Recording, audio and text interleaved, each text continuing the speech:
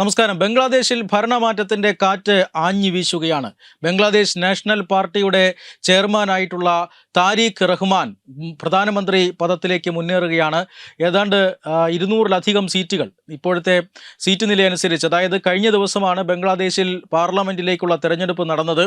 ആ തെരഞ്ഞെടുപ്പിൽ 300 അംഗ പാർലമെന്റിൽ ഏതാണ്ട് 212 സീറ്റുകൾ ഇതുവരെ ബംഗ്ലാദേശ് നാഷണൽ പാർട്ടി നേടിയിട്ടുണ്ട് എന്നാണ് ലഭിക്കുന്ന വിവരം. അതായത് 300 അംഗങ്ങളുള്ള പാർലമെന്റിൽ കഴിഞ്ഞ ദിവസമാണ് വോട്ടെടുപ്പ് അവസാനിച്ചത്.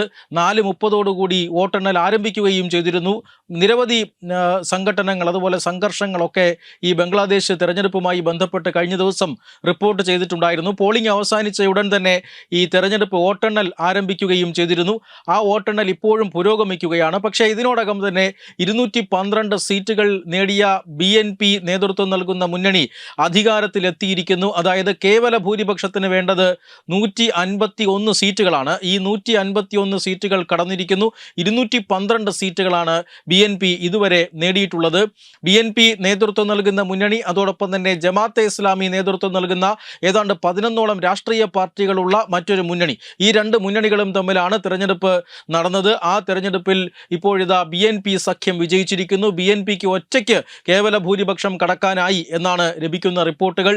അവാമി ലീഗ്, അതായത് നേരത്തെ ഉണ്ടായിരുന്ന ഷെയ്ഖ് ഹസീന നേതൃത്വം നൽകിയ അവാമി ലീഗ് പാർട്ടി, ആ പാർട്ടിക്ക് തെരഞ്ഞെടുപ്പിൽ മത്സരിക്കുന്നതിന് വിലക്കുണ്ട്. ഈ രണ്ട് മുന്നണികളുമാണ് തെരഞ്ഞെടുപ്പിൽ ഏറ്റവും പ്രധാനപ്പെട്ട രണ്ട് മത്സരാർത്ഥികളായി രംഗത്തുണ്ടായിരുന്നത്. അവരിൽ ജമാഅത്തെ ഇസ്ലാമിയെ പിന്തള്ളിക്കൊണ്ട് ബംഗ്ലാദേശ് നാഷണൽ പാർട്ടി എന്നറിയപ്പെടുന്ന BNP ഇപ്പോൾ ഭൂരിപക്ഷത്തിലേക്ക് നീങ്ങുകയാണ്. BNPയുടെ ചെയർമാൻ താരിഖ് റഹ്മാൻ പ്രധാനമന്ത്രി പദത്തിലേക്ക് എത്തും, അല്ലെങ്കിൽ പ്രധാനമന്ത്രിയായി സത്യപ്രതിജ്ഞ ചെയ്യും എന്ന് ഏതാണ്ട് ഉറപ്പായിരിക്കുകയാണ്. ഈ തെരഞ്ഞെടുപ്പ് ഫലം സത്യത്തിൽ ബംഗ്ലാദേശിൽ ഒട്ടനവധി സൂചനകൾ നൽകുന്നുണ്ട്. അതായത് ഇതുവരെ ഈ തെരഞ്ഞെടുപ്പിൽ 212-ലധികം സീറ്റുകൾ നേടി എന്ന് പറഞ്ഞാൽ ഒരു BNP അനുകൂല തരംഗം തന്നെയാണ് ബംഗ്ലാദേശിൽ ഉണ്ടായിരിക്കുന്നത്. ഇതിൽ രണ്ടാമത്തെ കാര്യം എന്നത് ജമാഅത്തെ ഇസ്ലാമിയുടെ പരാജയമാണ്. അതായത് 2024 ഷെയ്ഖ് ഹസീന സർക്കാരിനെതിരെ ഒരു വലിയ പ്രക്ഷോഭത്തിന് തിരികൊളുത്തിയത് ജമാഅത്തെ ഇസ്ലാമിയാണ്.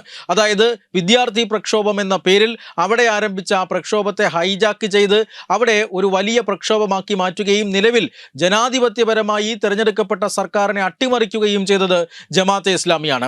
അങ്ങനെ ഒരു അട്ടിമറി നടക്കുകയും ഷെയ്ഖ് ഹസീനയ്ക്ക് രാജ്യം വിട്ട് ഓടേണ്ടി വന്നു. അവർ ഇപ്പോൾ ഇന്ത്യയിൽ അഭയം പ്രാപിച്ചിരിക്കുകയാണ്.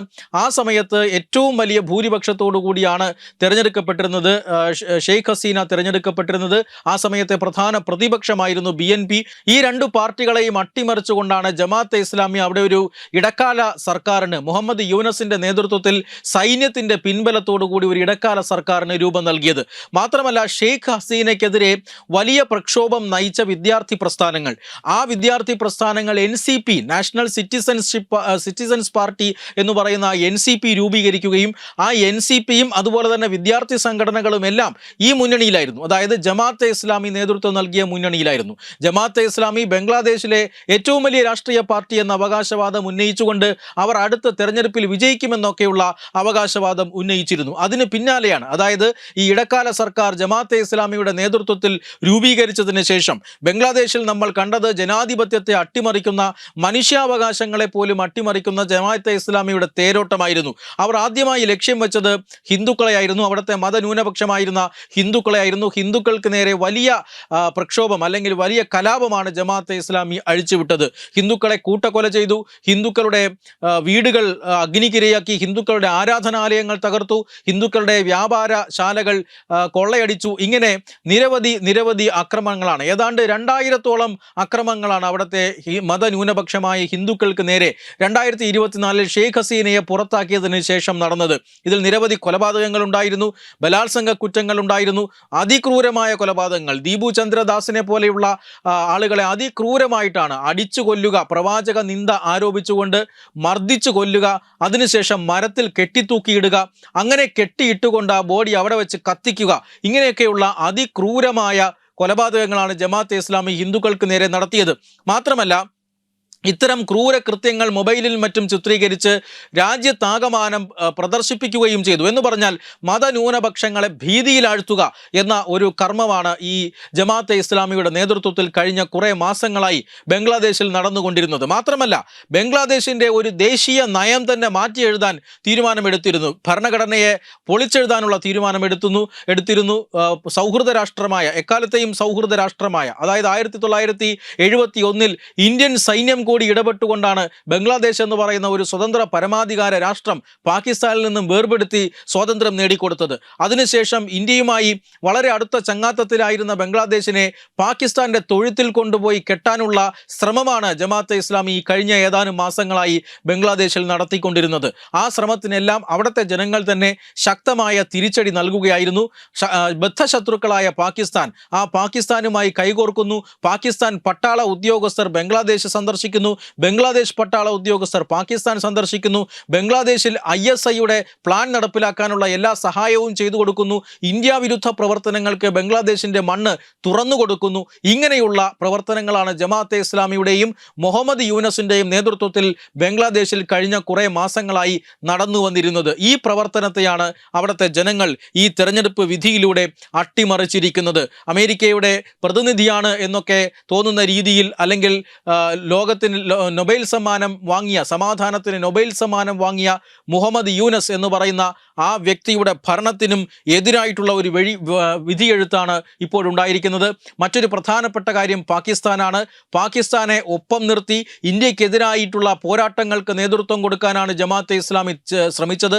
ആ ശ്രമത്തിന് തിരിച്ചടിയാവുകയാണ്.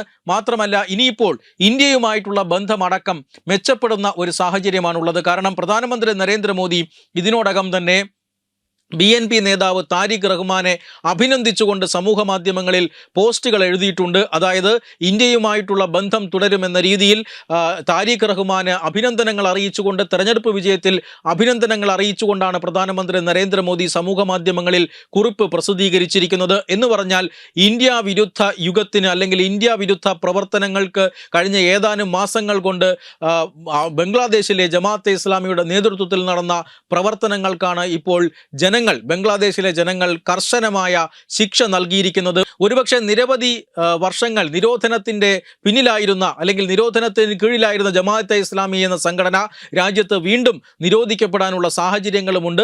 എന്തായാലും ഒരു കാര്യം ഉറപ്പാണ്, താരിഖ് അൻവർ എന്ന് പറയുന്ന രാഷ്ട്രീയ നേതാവ് പ്രധാനമന്ത്രി പദത്തിലേക്ക് നടന്നെടുക്കുകയാണ്.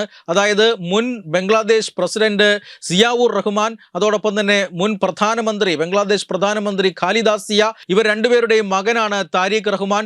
ഈ താരിഖ് റഹ്മാന്റെ പേരിൽ നിരവധി അഴിമതി ആരോപണങ്ങളിൽ മുൻകാലങ്ങളിൽ വന്നിരുന്നു. ഈ അഴിമതി ആരോപണങ്ങളിൽ ഉപയോഗിച്ചുകൊണ്ട് തന്നെ രാഷ്ട്രീയമായി വേട്ടയാടുന്നു എന്ന് ആരോപിച്ചുകൊണ്ടാണ് അദ്ദേഹം ബംഗ്ലാദേശ് വിട്ടുപോയത്. 2018 അദ്ദേഹം ബംഗ്ലാദേശ് വിട്ട് ലണ്ടനിൽ കുടുംബത്തോടൊപ്പം താമസമാക്കിയത്. തുടർന്ന് 17 വർഷം നീണ്ട പ്രവാസ ജീവിതത്തിന് ശേഷം അദ്ദേഹം 2025 ഡിസംബർ 25 ഇവിടേക്ക് വരുന്നത്, ബംഗ്ലാദേശിലേക്ക് തിരികെ എത്തുന്നത്.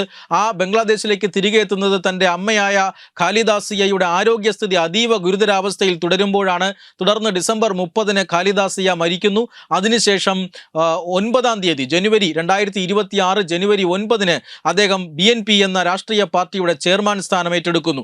ലണ്ടനിൽ അദ്ദേഹം താമസിക്കുമ്പോഴും അദ്ദേഹം BNPയുടെ ആക്ടിംഗ് ചെയർമാൻ ആയിരുന്നു. പിന്നീട് പൂർണ്ണമായും മുഴുവൻ സമയ ചെയർമാനായി ഈ ജനുവരി 9 മാറുന്നു. അതിനുശേഷമാണ് അദ്ദേഹം തെരഞ്ഞെടുപ്പ് ഗോദയിലേക്ക് ഇറങ്ങുന്നത്. ഒരുപക്ഷെ ജമാഅത്തെ ഇസ്ലാമിയുടെ നേതൃത്വത്തിൽ ബംഗ്ലാദേശിൻ്റെ ഭരണം 11ഓളം വരുന്ന ചെറു പാർട്ടികളെ കൂട്ടുപിടിച്ചുകൊണ്ട് ഭരണം തട്ടിയെടുക്കാനുള്ള ഒരു ശ്രമത്തിനാണ് ഇപ്പോൾ താരിഖ് റഹ്മാൻ തടയിട്ടിരിക്കുന്നത്.